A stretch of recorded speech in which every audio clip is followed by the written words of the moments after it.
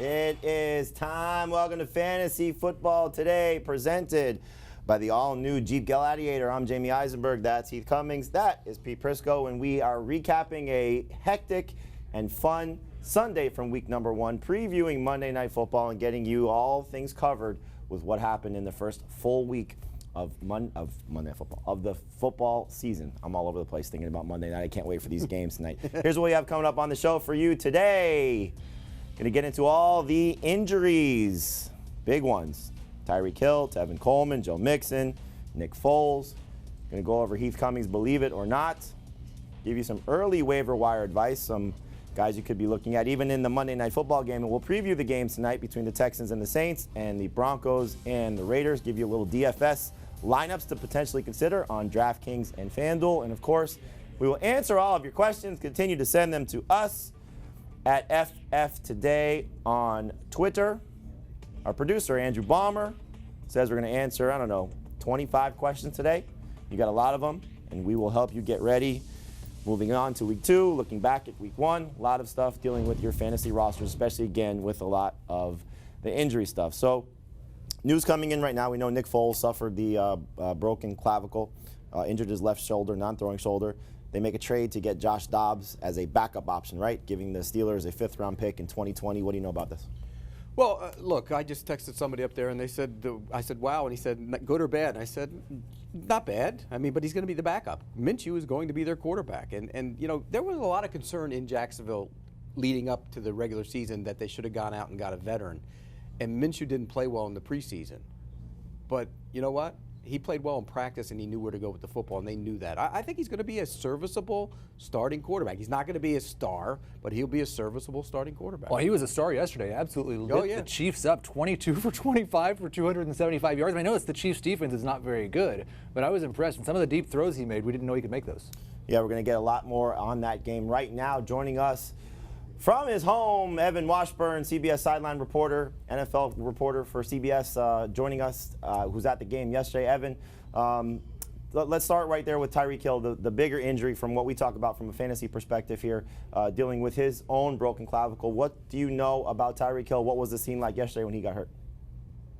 Well, his was less obvious than Nick Foles. It was one of those situations where he hits the ground. Jalen Ramsey has a pretty violent tackle on him, and he's constantly moving both appendages. So as someone who had eyes on it the whole time, it wasn't like Nick Foles, where you had a really clear identifier that he could barely move his left arm. Tyreek Hill's was different, and that's why I think that the prognosis moving forward is a bit different. It's not as clear-cut as Nick Foles. I know their athletic trainer, Rick Burkholder, who I really like because he's transparent about what's going on around some of these big injuries with their athletes there in Kansas City. And he made a statement about the caution that they took, taking Tyreek to a local hospital. There is some gray area as to what this means going forward, but it doesn't look like surgery's in the offering, at least in the immediate, for Tyreek. So that has to be a positive. They have not given a specific timetable, but you have to imagine it's going to be a number of weeks here. But Kansas City, if this was going to happen to any team, they are best prepared to deal with the loss of an elite wide receiver. So start there, Evan, because obviously Sammy Watkins had a monster blow-up game. He's going to be a guy that obviously a lot of fantasy players start regardless. But what about the other receivers for this Chiefs team? Who are you looking at as maybe somebody who could step up? Is it Mecole Hardman? Is it Demarcus Robinson? Or is it just kind of mix and match and nobody be consistent? Well, I will say one thing for Watkins that we learned this weekend. Last year, his first year in Kansas City, he was given one set of routes to run. He was basically that X. Way outside, just run straight lines. This offseason, he's done a lot to, one, improve his physical condition, where he is with his feet, which has been a problem over the course of his career, but also learning many of the different positions in what's a really intricate Kansas City offense. So there's a scenario here, guys, where Sammy Watkins can take on a different role in this offense to try and band-aid a situation without Tyreek Hill. Obviously, Mecole Hardman makes the most sense because that's why they drafted him. That's a large reason why they drafted him. It's as if now Tyreek Hill, we know a suspension was a concern over the offseason because of all those things that he was going through. Well, now they're going to be without him due to an injury, and they're prepared for it because of Mecole Hardman. Also, DeAnthony Thomas, after his suspension, will be back in the mix, and that speed is something that they can do in the Tyreek Hill, the jet sweeps, all that. But I'm really pointing towards, guys, Sammy Watkins just taking on and shouldering a lot more over the course of this time because he seems prepared for it. It was something he really committed himself to this offseason, is learning different positions on the field in this offense. Yeah, a lot of us that drafted Sammy Watkins excited about this opportunity. Obviously, on the other side, not so excited about Tyreek Hill missing a few weeks. Let's go now to the injury that you said was much more obvious. Nick Foles also breaking his collarbone, his left shoulder, non-throwing shoulder. What did you take away from Gardner Minshew and how this Jaguars offense operated once he took over under center? Well, I agree with Pete. Incredibly impressed. And the numbers are one thing. And I think it's important to acknowledge that when Gardner Minshew went in this game, while the air came out of that stadium, if you're a Jags fan, it was still within reach, the score was, and he brought them back in certain components of that second quarter. Now, obviously, the numbers get a bit bloated in the second half when KC's kind of playing some prevent and the game takes on a different style. But what most impressed me was the fact that it never seemed too big for him. The speed of the game, he was up to pace with it. By no means is he going to be able to command it as well as Nick Foles did or have all the physical gifts that Nick Foles has. But because of what was an up and down preseason, he played a lot. He played, by my count, by Doug Marone's count when we spoke at halftime, about 80% of the snaps in the preseason. So coming in, he felt comfortable with the regular season speed of the game against a Kansas City defense that, if nothing else, can get after the passer. And I think that gives that Jacksonville organization not necessarily confidence they're going to be able to achieve all their goals, but this, in their mind, doesn't mean the season is completely in the tank. Evan, what were your impressions of Fournette's first game after everything he did in the offseason to try and remedy the problems he had a year ago? Well, Pete, I think you saw the fruits of his labor. He was obviously much more explosive.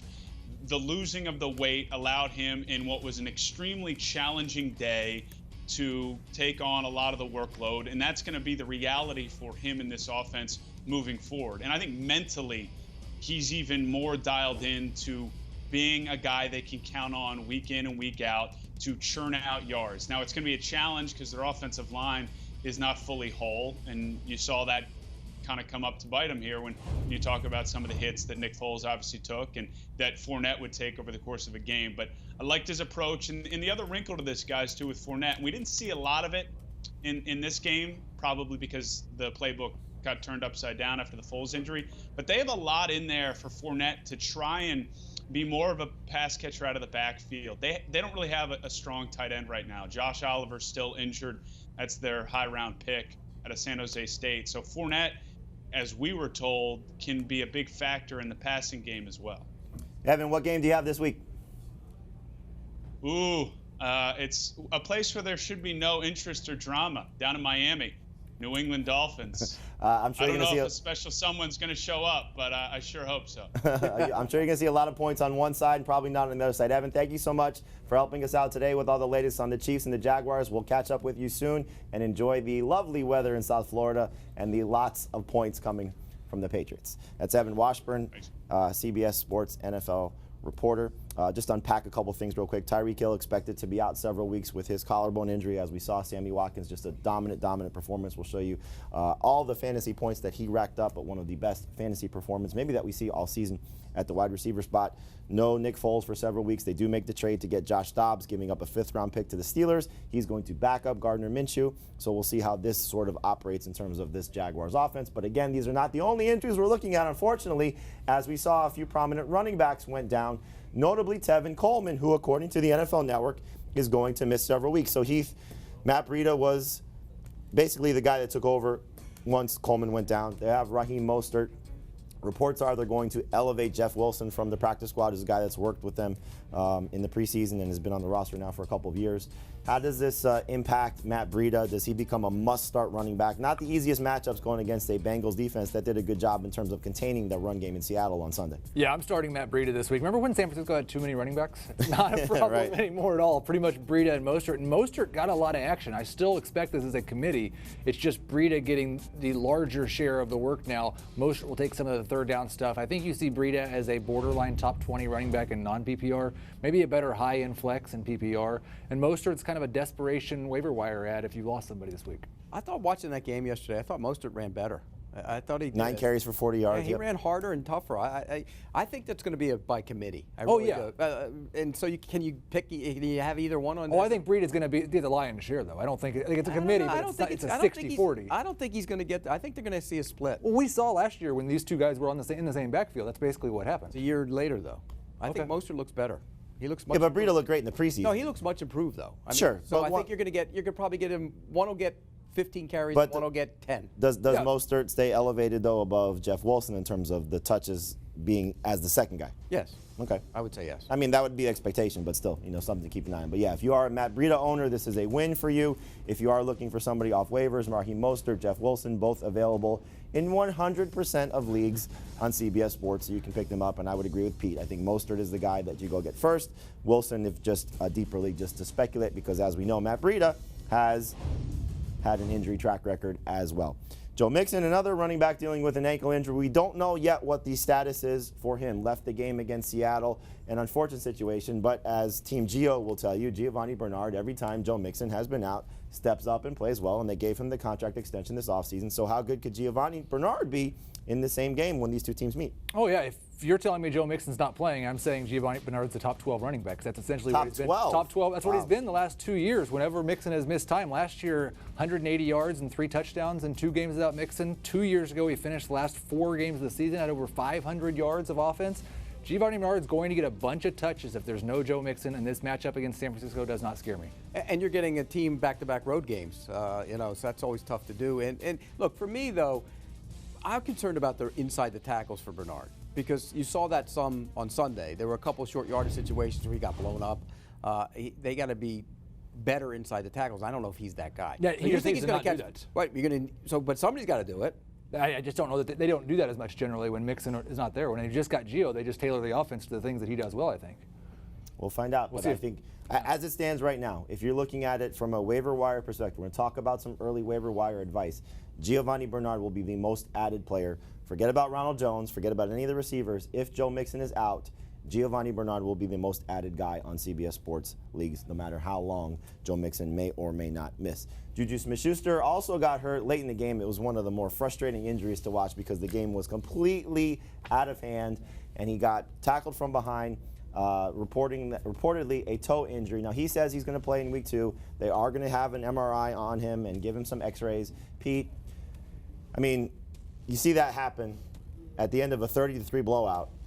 Why? It's infuriating to me. These coaches, they all do it too. Tom Brady was in at the end of that game. Roethlisberger's in at the end of the game. The game is over. Get on with it. And yet it happens week in and week out in the NFL. Why? What's the point? Get your stars out of the game and move on. And when you see that happen, look, that thing was a normal little passing play, and he got his leg caught underneath him. I mean, you got to get those guys out of the game. That game is over. I don't know why they do it. He was trying to win somebody a week for him. He was, he had the. Remember, he was upset that he ruined fantasy players' seasons last year. Yeah, well, if he doesn't play this week, he'll ruin somebody's week. He will. Not the best game for him coming out without Antonio Brown there, but not awful. I saw you tweeted it's basically the same thing that Antonio Brown has done against the Patriots during his tenure in Pittsburgh. If he were to miss any time, though, is it Dante Moncrief who looked miserable? Is it James Washington? Or is it just forget about this passing attack as a whole? I think it's forget about it and hope they throw to Vance McDonald a little bit more. When he left the game, and it was garbage time, but they finally started looking at McDonald for the first time in the game. I will say, after watching Moncrief, I don't care if they thought he was the second best receiver all of practice. He looked awful. James Washington made a nice play on the sideline. I'd rather have Washington than Moncrief. But you're playing a Seattle secondary that had guys running wide open in it all day. So there's going to be opportunities for whoever plays in this game. And let's give New England credit. They doubled him. They took him away. They put Gilmore on him. I mean, they did everything they could to take him away. So if he's on the field, he's going to have a big play. But those other guys will step up. You know the Steelers, they always find receivers. And Moncrief had opportunities. He just couldn't catch the football. Oh, he had opportunities, all right. 10 targets, got 3 catches for 7 yards. How many drops? 3? I mean, 2 touchdowns, I think he dropped. Yeah. So their opportunities are there. It's the story of Dante Moncrief's career. Yep. So no Antonio Brown for the Steelers, no Antonio Brown for the Patriots. We know about the big move that happened on Saturday with New England acquiring Antonio Brown after he was released by Oakland. It's one of the more stranger sagas that we've had in a long, long time. Maybe I don't want to say in NFL history, but among the strangest sagas that we've had Weird. in NFL history. In any event, so he wasn't eligible to play last night against Pittsburgh, against his former team. He's going to play in week number 2 against Miami. What just a dream scenario. But here are the guys and what they produced without Brown. And so you look at it this way. It's easy to dismiss Philip Dorsett, 4 catches for 95 yards and 2 touchdowns. He's going to be easily the odd man out if things go according to plan. Julian Edelman gets 11 targets, 6 catches, 83 yards. Josh Gordon, in his return after last year's suspension, 4 targets, 3 catches, 73 yards, and a touchdown. James White will probably still continue to do James White things. So, Pete, when you see these guys and what they were able to do last night, does Antonio Brown just slot into Philip Dorsett's role, and that's the kind of production we can expect? How's it going to impact Julian Edelman and Josh Gordon moving forward? Yes, he's going to slide into Philip Dorsett's role. Absolutely. That's what he's going to do, and it will impact him in some way because he's going to get targets. I mean, he's going to be perfect for that offense. He is going to get his touches. Now, is he going to put up the big down-the-field threats that Dorsett can do? Probably not, because I don't think he can run like that. Look at his yards per catch last year. It went down. So I'm concerned about that, but he's going to impact both of them, absolutely. I think it's interesting whether it's this week or how it progresses, because you look at when they added Josh Gordon after week 2 last year. He didn't play until week 4. It was actually against the Miami Dolphins, a game they won 38-7. He got 2 targets in that first game with him. The next week he got 4 targets. It wasn't until his 3rd game with the team until he was really heavily involved in the passing game. So I think Gordon Edelman might be okay this week. I wouldn't be surprised if they ease Brown in. Well, they're all okay this week. Yeah. I mean, come on. I will say this, though. Like, if Belichick, which we know he doesn't care about these things, you have Philip Dorsett to play at the University of Miami. You know, if he gives him an opportunity in a return game to where he played college ball. Antonio Brown's a Miami kid. You know, does he come back and, you know, work his way into, come on, coach, give me 3 or 4 targets. You know, I'll be good with that. So it's going to be interesting to see how it goes. But I think for this week, I don't know how far you are in your rankings process. You can't bench Julian Edelman. Oh, no. And you can't bench Josh Gordon. No, I am going to have a hard time getting all 3 of them in my top 30 receivers, though.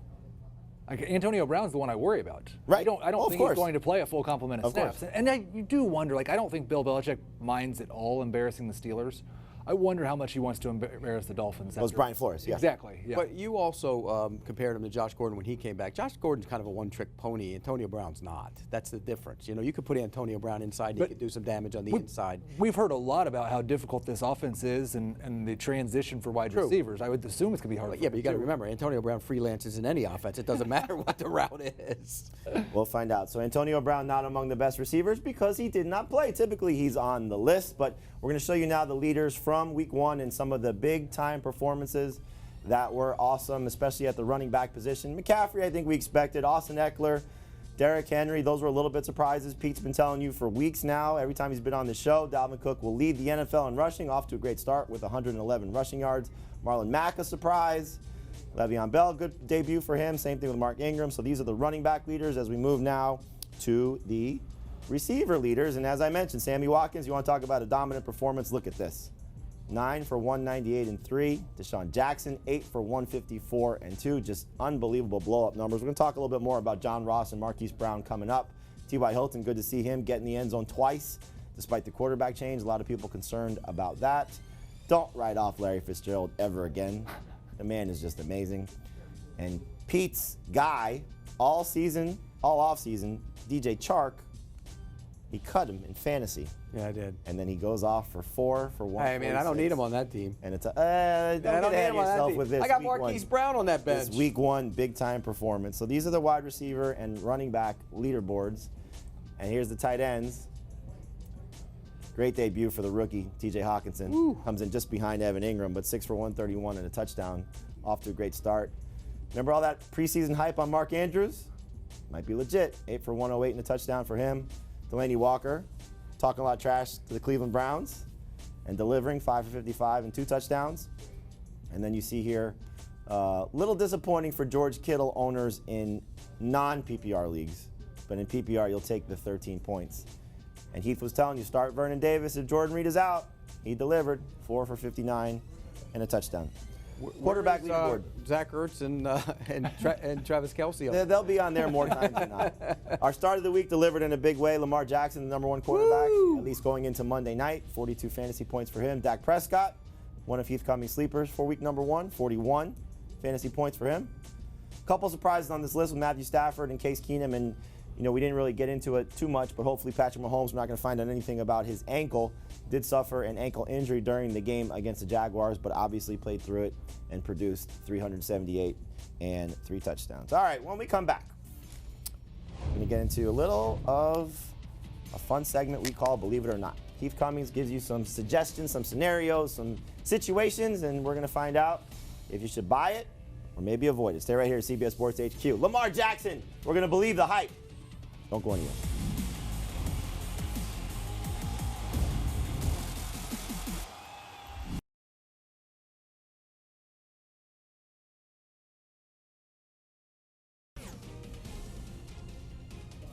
Welcome back to Fantasy Football Today, presented by the all-new Jeep Gladiator. I'm Jamie, that's Heath, that's Pete, and it's time for Believe It or Not. I'm going to throw out one of Heath Cummings', what do we call them, situations, suggestions, scenarios about things that happen in week one. Proclamations, there we go. Week one proclamations, and we'll say, oh, that's true. Don't steal his shtick.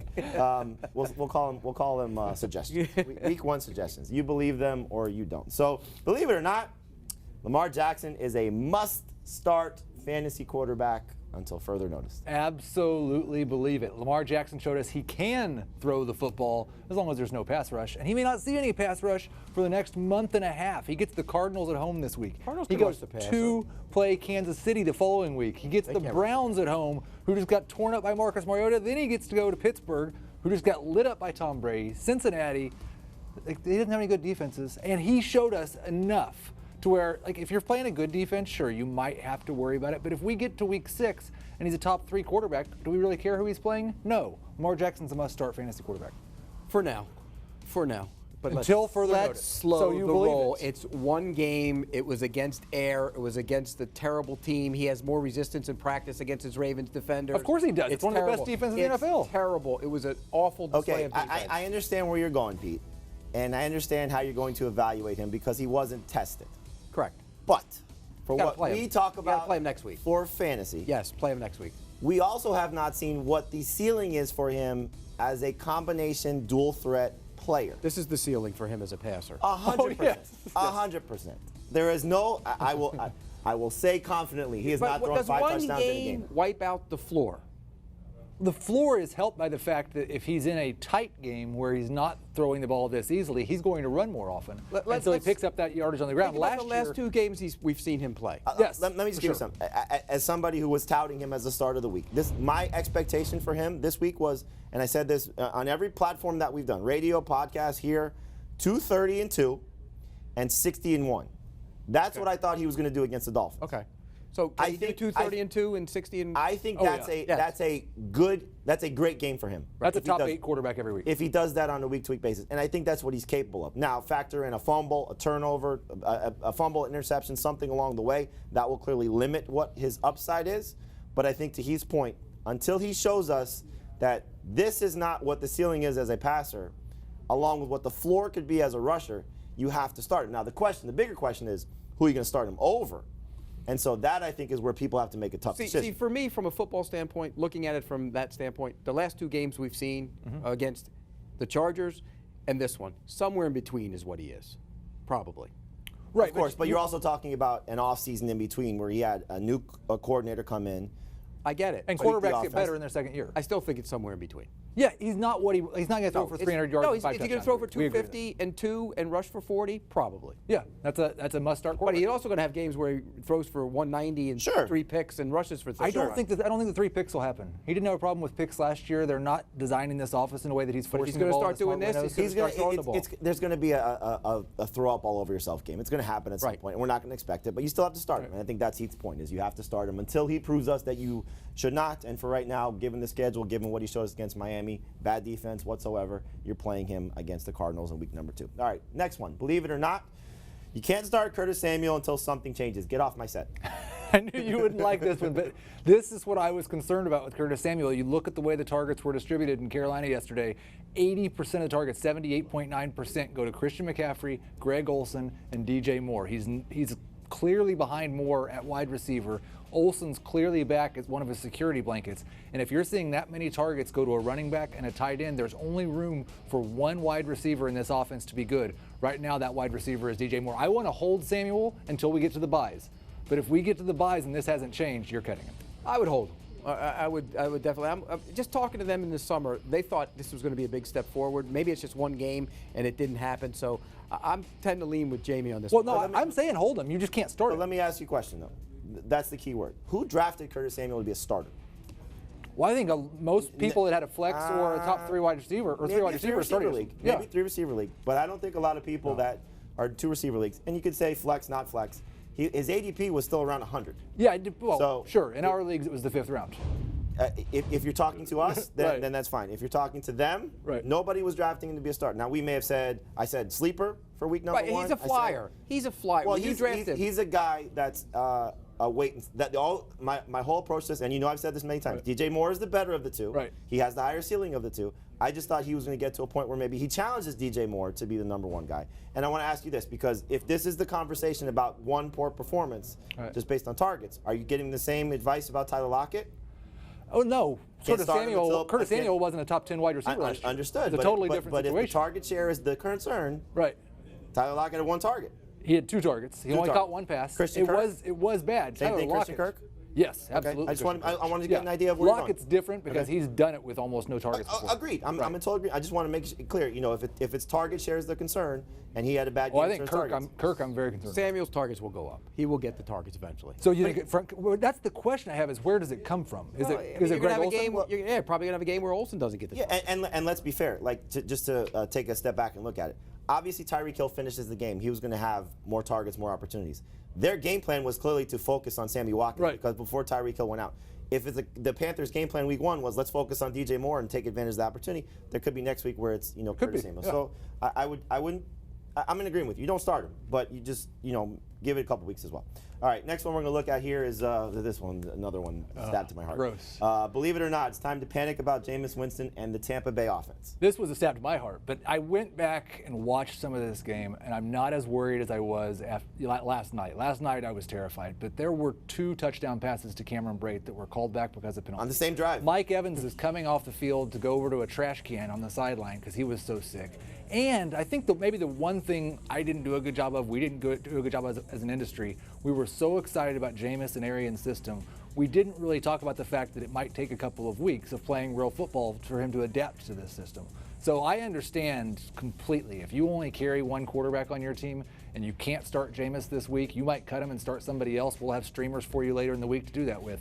But I still think as the season goes on, this is going to be a good offense. I'm still excited about most of these guys. Yeah, I tend to agree with you because I just think that there was little bits and pieces that were just off, and that's the stuff that you got to kind of work through. Again, though, it's the same old story with Jameis Winston. The bad picks, the turnovers, the holding the football. Just a lot of little things for him that need to change. And for me, again, I was woefully disappointed in what he did on Sunday. And going forward, is he a top quarterback in this league in terms of fantasy? I'm not sure he is anymore. Well, again, this sort of tied in the 2 quarterbacks we talked about. You're playing Lamar Jackson. Yes. Leaps and bounds Right. over Yes. Jameis Winston at this point. The question will become, are you playing Matthew Stafford over him? Are you playing Josh Allen over him? Are you playing Phillip Rivers, who was drafted behind him, over him? Those kind of questions. I don't think we're at the Case Keenum, Marcus Mariota level yet. But again, if you are concerned about the matchup against the Panthers that just held Jared Goff in check on a short week, you're going to have maybe some cause for concern in starting Jameis Winston. And I think Mike Evans, you don't panic on him. Don't panic on O.J. Howard. They're too good. Chris Godwin, the one who delivered, along with Ronald Jones. We'll talk about him in a minute when we look at some waiver wire stuff for week number 2. All right, next topic. Sammy Watkins, believe it or not, is a top 12 wide receiver until Tyreek Hill returns. Believe it, 100%. We talked about this Top 12. in the preseason. As long as Sammy Watkins is healthy, he is a top 12 wide receiver. When I did my projections back when we were afraid that Tyreek Hill was going to be suspended for a period of time, I had Watkins actually as a top 8 wide receiver. He's very talented. He's quarterback as Patrick Mahomes. He has Travis Kelce to draw coverage. The only concern I have with Watkins not being top 12 is getting hurt. History says that this is more of an aberration than what we will see. He's had these games where you look at him and you go, oh my gosh, there's Sammy Watkins. And then whether it's injury or whatever, he's disappeared at times. So what's his week by week catch numbers? 6 for 80? 6 for 100? I would say, as an average, you're probably looking at 6 for 80. Yeah. So which you think he can is do that and a touchdown. And he's not going to score 16 touchdowns, but maybe. He's on pace. He's on pace for 48. I'll change that. He's not going to score 15 over the rest of the season, right. But I wouldn't be surprised if he scores 9. See, my concern, and I love Sammy Watkins. I loved him coming out. I thought he could fly, and I love speed. But the problem is that the body of work isn't there to say consistently that he could be a top 8 wide receiver for me. But again, to what both of you were talking about here, the last couple of years for him, he's been in last year Kansas City with Travis Kelce and Tyreek Hill on the field. The year before that with the Rams with Robert Woods and Robert Woods and Cooper Kupp on the field because Cooks replaced him. So he hasn't been the focal point since Buffalo. And Buffalo was always the tease.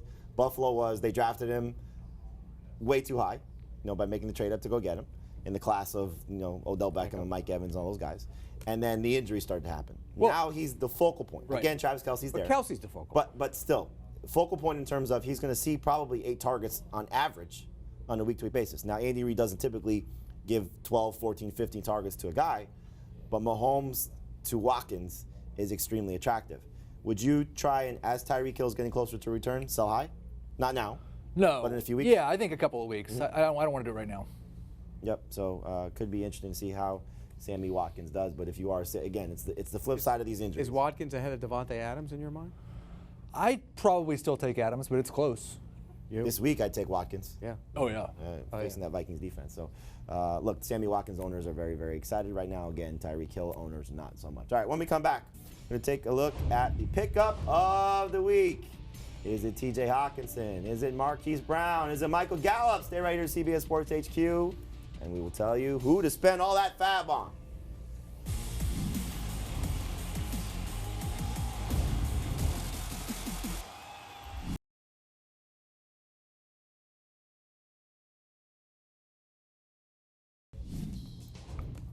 Welcome back to Fantasy Football Today. I'm Jamie, that's Heath, that's Pete. It's now time for the Fantasy Pickup of the Week presented by the all-new Jeep Gladiator. We're talking about Marquise Hollywood Brown. What a debut, tearing up that Dolphins defense. It was all about Lamar Jackson, but the guy that he was leaning on the most was Marquise Brown, the number 4 fantasy wide receiver for week number 1, at least pending the Monday night games. 4 catches, 147 yards, and 2 touchdowns on 5 targets. He played less than 20 snaps and was just dominant against this Dolphins defense. So, Heath, I'll ask you this. Is he a guy that not only you rush to pick up, only 29% owned on CBSSports.com leagues, but he's a guy that you pick up and start against the Cardinals in week number 2? I think you could start him in a 3-wide receiver league or as a flex. I won't be ready to put him in my top 30, and I want a little bit of credit because I think last Wednesday I actually said that Marquise Brown or Miles Boykin, I might have said Miles Boykin, was going to be the number 1 waiver wire ad this week. It was exciting what they did, and part of the reason that we're excited about Lamar Jackson. Well, I know in one league you can't add him because I already have him. I picked him in the FFT league. Look, I love guys who can run. This guy can flat out run. You saw that. And, if it wasn't for the foot, we would have been talking more about him in the offseason and in the preseason. So, would I put him in the top 30? Yeah, I would. I think he's going to be that good. I mean, against the Cardinals, again, we saw Kenny Galladay find the end zone. Danny Amendola went off for a big game against the Cardinals. So, going to be a lot of rookie wide receivers that we talk about when we get into the waiver wire stuff. But first, we have a little bit of breaking news coming into CBSSports.com and Fantasy Football Today. According to the NFL Network's Ian Rappaport, Darius Geis had an MRI this morning on his non-surgically repaired knee, the knee that did not suffer the ACL last year, and he's likely to miss some time. So we're going to look at the running backs that you could be trying to pick up to replace Darius Geis, and their number 1 guy in this situation would be Chris Thompson. He's available in more than half of CBSSports.com leagues, and so we're looking at Chris Thompson. We're looking at Giovanni Bernard without Joe Mixon potentially there. You're looking at the 49ers running backs here, and as Heath tweeted this morning, yesterday Chris Thompson scored 14.8 PPR points. The last 3 years he's averaged 12.7 PPR points per game. We should probably just start him in PPR for as long as he's active. So no Jordan Reed for the Redskins. Vernon Davis stepped up and played well. Thompson had a decent game yesterday against the Eagles. Again, I don't know if he's going to be the number 1 guy to add. Right. If Giovanni Bernard is available on your waiver wire, you can maybe make a case Ronald Jones in non-PPR over Chris Thompson in PPR. But if Darius Geis is going to miss some time, now Adrian Peterson also comes back into the mix. Yeah, gets off the inactive list, and he'll get carries. I mean, look, the reason he was inactive mainly was because he doesn't play special teams. But if you're going to be on the field, you're going to get carries. So I mean, from a passing standpoint, yes, Thompson's the guy, and they're going to throw the football around. So I understand what you're saying, but Adrian Peterson could be interesting again. Yeah, it's just going to depend how much of the way they ran the ball yesterday was because the Eagles' front is just that good, and how much of it was because they couldn't block anybody with their new revamped offensive line. Left side. I don't think Peterson's going to create a lot. He's going to need some holes to get through. If they're playing from behind a lot, I do think Thompson's going to be. I mean, he won't play 16 games, but he'll be good for as long as he's there. Oh, absolutely, and not that any of the Washington running backs, maybe combined, do what Saquon Barkley did against this Cowboys defense, because Saquon Barkley is a totally different type of running back, different type of player. But they did give up over 100 yards rushing to the Giants in terms of the Cowboys. That's who Washington is playing this week. So we'll see how Thompson and most likely Adrian Peterson operate. Doesn't sound like Bryce Love is ready to return anytime soon. The third-round pick that they have from Stanford, who is still coming back from his own torn ACL. So let's look at the running back waiver wire list here and show you some guys that could be available to you. Again, Chris Thompson's going to be on that list. Ronald Jones is going to be on that list. You're going to see some guys that could be available to help you. As we'll tell you here, it could change by the time we get to Tuesday. Remember, Tuesday is the big day when we talk about the waiver wire additions, but this is the early look. If we find out Joe Mixon is fine, is Chris Thompson number 2 for you in PPR? Ahead of Ronald Jones? Yes. Makes the most sense. And then we'll see if Ronald Jones is going to start getting more and more carries. The problem is in the passing game. right. It's format specific. I think again, you want to talk about non-PPR, then Chris Thompson probably not as good as Ronald Jones because the touchdown opportunities. Jones had a very strong performance, over 70 yards rushing, and you see here Malcolm Brown did score twice for the Rams, but still behind Todd Gurley. Todd Gurley not exactly thrilled about the usage when they got down to the red zone, but I'm sure the Rams will change that moving forward. Raheem Mostert is an option because Tevin Coleman expected to miss some time for the 49ers. The wide receivers that we're looking at, again, Marquise Brown, one of the guys on the top of the list. This is sorted by ownership percentage, so not necessarily the priority order. We'll do that for you on Tuesday. John Brown, monster performance. Pete, he's played well. Not John Brown. John Ross has played well when A.J. Green has been out finding the end zone. But this was a totally different John Ross. A certain friend of ours, very excited about John Ross's fantasy outlook. Could this be something that maybe they can continue to feature and focus on him while Green is out with that ankle injury? You see a common theme about all these guys we're talking about. They all can run. And speed is such a factor in this league. And one thing about him yesterday, he looked confident. Now, one of those was an accident, okay? At the end of the half when they just threw it up and the safety made a bad play on it and he made the play. But, yeah, that speed, I think he can. As long as he's on the field, that speed is legitimate and he will be a threat to catch passes. The big question, well, it's two. One, can he stay healthy if he's playing a bunch of snaps? And then two, what happens in 2 weeks when A.J. Green's back? Well, I think you understand that this is a short-term situation, okay. and you just go with the thought of, if I'm the Tyreek Hill owner, who can get me by for a few weeks? He's going to be in the conversation. Right. And so he's maybe not be as good as Marquise Brown, as John Brown, as Jamison Crowder in PPR. You want to talk about some numbers. 14 catches for 99 yards. The slot receiver Jarvis Landry all over again. Alive and well in the Adam Gase offense. So there are some options here if you are missing Tyreek Hill. Devin Funchess in deeper leagues also got hurt. Mike Williams got a little bit banged up for the Chargers. DK Metcalf, strong game for him in his debut for the Seahawks. All right, the quarterback waivers, tight end waivers, we're going to kind of go through these lists quickly because a lot of people not necessarily having to rely on these guys. Pete, I know everybody's glowing about Lamar Jackson fantasy-wise. You were impressed with Josh Allen from an NFL perspective. The second half, he was phenomenal. I mean, you come down, you're on the road, and you come back from that deficit to win the game in the fourth quarter. That's, impressive. He scored a touchdown. He threw one. Early in the game, he made a couple mistakes. One wasn't his fault. It was off the receiver's hands, and he did fumble. But, yeah, that's impressive on the road. I think he's a guy that's going to continue to get better and better. Am I ready to say he's a top 10 quarterback in the league as a passer? No, absolutely not.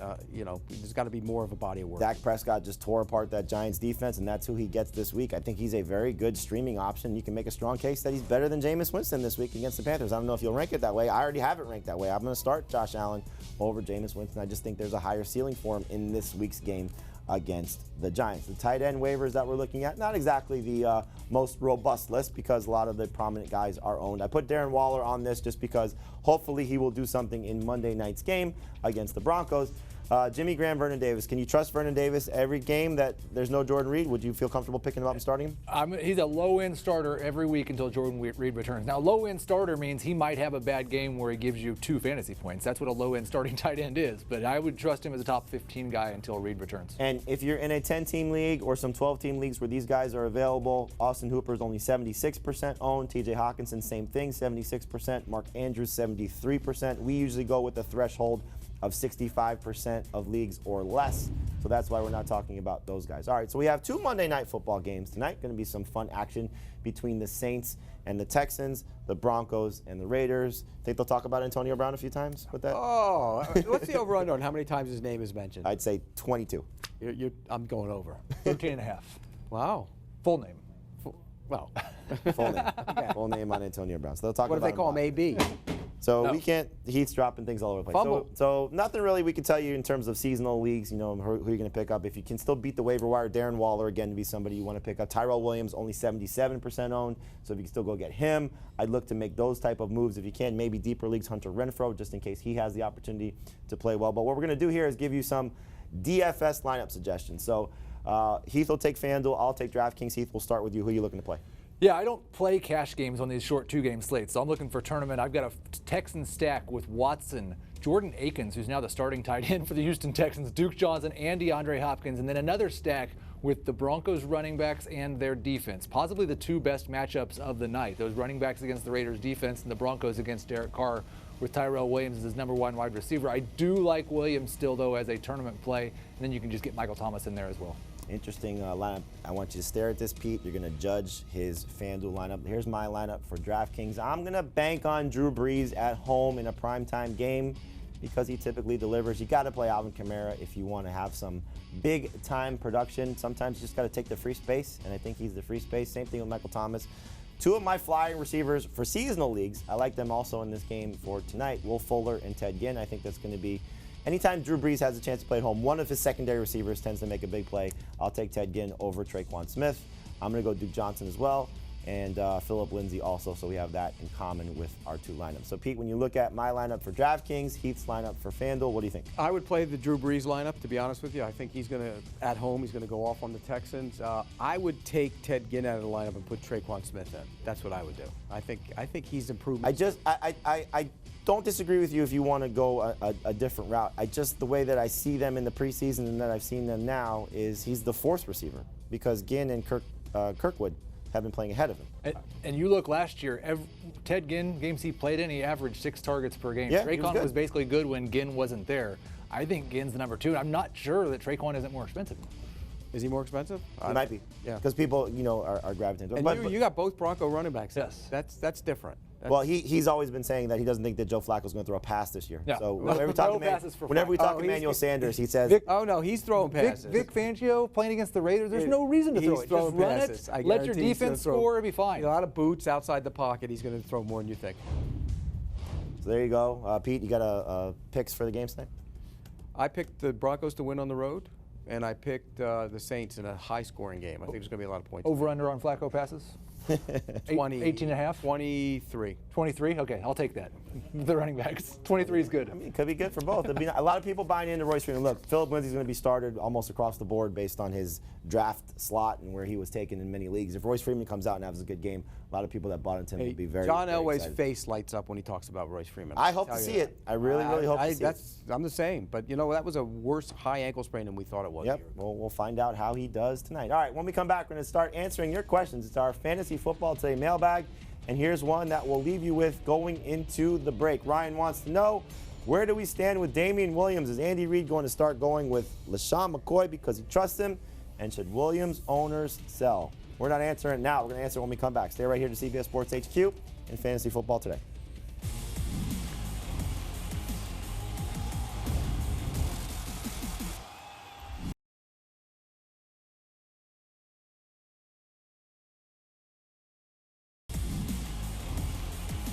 Welcome back to Fantasy Football Today, presented by the all-new Jeep Gladiator. I'm Jamie, that's Heath, that's Pete. We're answering your questions here.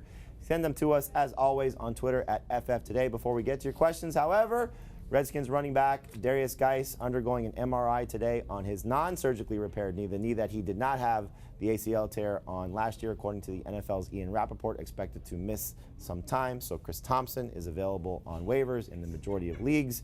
46% owned right now, had a strong game as he typically does whenever he gets the chance to play. Just stay healthy, and we could see him be very useful in PPR. Also, take a look at Adrian Peterson if you are so inclined. As we saw last year, ran for 1,000 yards without Geis on the field. All right, let's answer some questions. We're going to go back to the one that we teased at the break, talking about the Chiefs running backs. So essentially what Ryan wants to know is this LaShawn McCoy's backfield, and should Damian Williams owners sell? Pete, what do you see from LaShawn McCoy? I think it's going to be LaShawn McCoy's backfield. I'll be honest with you. I think he's going to take more and more of the load. When in close games, he's going to be the guy getting carries. So yeah, if I have Damian Williams, I'm a little bit concerned. Yeah, the whole should I sell question comes down to what you can get. I would definitely be trying to make some offers, but I still want top 25 running back value out of Damian Williams, and you paid more than that probably for him. You probably drafted him in the 3rd round of the top 15 back. You're not going to get that, but I'm not just giving him away either, because I do think he'll have an increased role in the passing game for as long as Tyreek Hill is out. And while we're still talking about a 31-year-old running back in McCoy that could suffer an injury. But what are you getting back for him? You're not getting very much. You know, you're hoping to turn, and you may not even get this, a Marquise Brown type of receiver, a guy that's got a chance. I wouldn't trade him for Marquise Brown. I wouldn't either, but I'm saying that's the type of thing that the Marquise Brown owner is going to do. All right, next question we have is about Todd Gurley. Comes to us from Kristen. Is Gurley no longer a running back one? Are you concerned about his usage versus Carolina? I'm concerned. I do think they'll fix the red zone stuff. I don't know that he's getting more than 15 to 17 touches a game, and I didn't have him ranked as an RB1 because I didn't think he's going to get that many touches. So, The second half leads me to believe he's getting back to being the RB1. I think they were a little slow getting him going. The second half was very good. He looked like Todd Gurley. I think he gets back to being the RB1. I guess my question is, if that showed me they may still have more concern than they've acted like they did about his total number of touches. So in games where they're up 3 scores in the 3rd quarter, is he touching the ball? We'll find out a lot more about Todd Gurley, give you a lot more waiver wire options as the week continues. For Pete, for Heath, I'm Jamie. Coming up next, more CBS Sports HQ breaking down the Week 1 action.